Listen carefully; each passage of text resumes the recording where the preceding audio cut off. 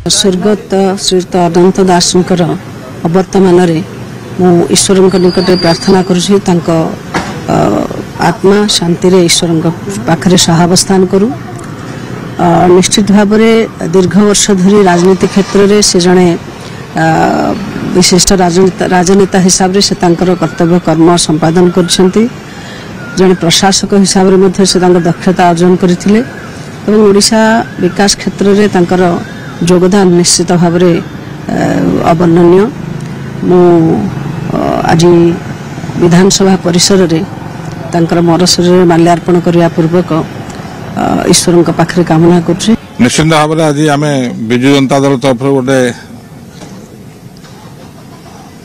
Strong leader एवं खासकर बालेश्वर जिला आउ गोटे बरपुत्र हराई निश्चित भाव में आम समस्ते विजु परिवार मर्माहत। जड़े दक्ष प्रशासक थिले एवं परवर्ती अवस्था राजनीति को आसला भोगरे निर्वाचन मंडल से निर्वाचित होई निज राजनीतिक परिपक्वता से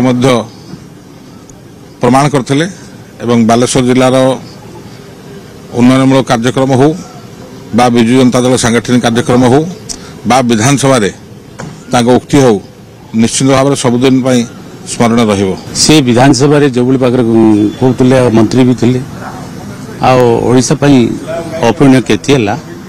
तेणु ये दुखद समय परिवार वर्ग को श्री जगन्नाथ सहायक करंतु से केमती ये दुखद समय साहस शक्ति हूँ यही कामना कांग्रेस पार्टी संवेदना जोड़ी मुझे महान आत्मा के प्रति श्रद्धांजलि अर्पण कर।